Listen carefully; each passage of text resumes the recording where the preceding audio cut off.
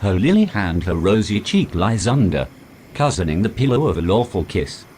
Who, therefore angry, seems to part in sunder, swelling on either side to want his bliss, between whose hills her head entombed is, where like a virtuous monument she lies, to be admired of lewd unhallowed eyes. Without the bed her other fair hand was, on the green coverlet, whose perfect white showed like an April daisy on the grass, with pearly sweat resembling dew of night. Her eyes, like marigolds, had sheathed their light, and canopied in darkness sweetly lay, till they might open to adorn the day.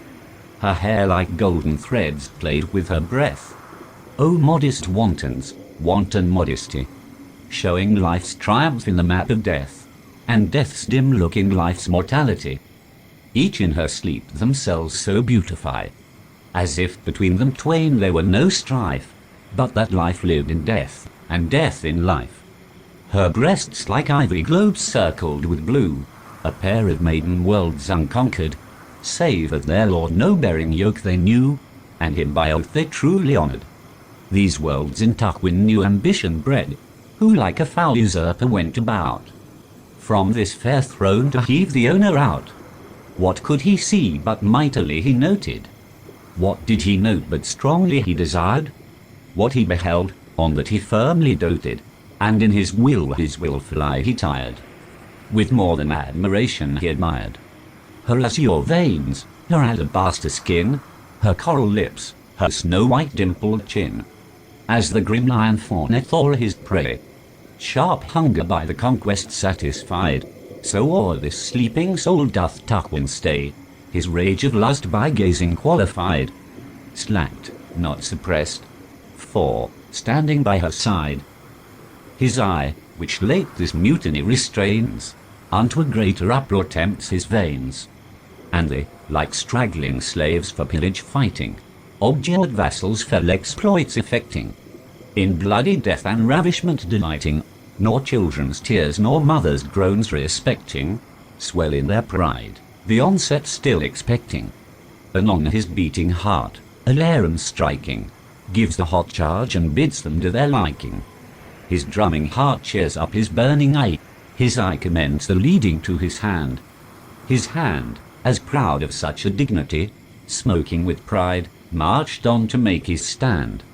On her bare breast, the heart of all her land, whose ranks of blue veins, as his hand did scale, left their round turrets destitute and pale.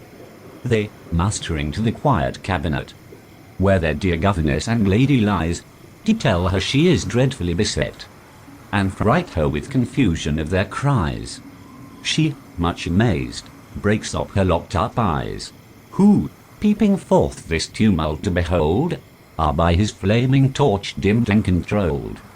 Imagine her as one in dead of night, from forth dull sleep by dreadful fancy waking, that thinks she hath beheld some ghastly sprite, whose grim aspect sets every joint a-shaking. What terror this? But she, in worse taking, from sleep disturbed, heedfully doth view the sight which makes supposed terror true. Wrapped and confounded in 1,000 fears, like to a new killed bird she trembling lies. She dares not look, yet, winking, there appears quick-shifting antics ugly in her eyes. Such shadows are the weak brain's forgeries, who, angry that the eyes fly from their lights, in darkness daunts them with more dreadful sights. His hand, that yet remains upon her breast, may feel her heart distressed, wounding itself to death, rise up and fall, beating her bulk, that his hand shakes withal.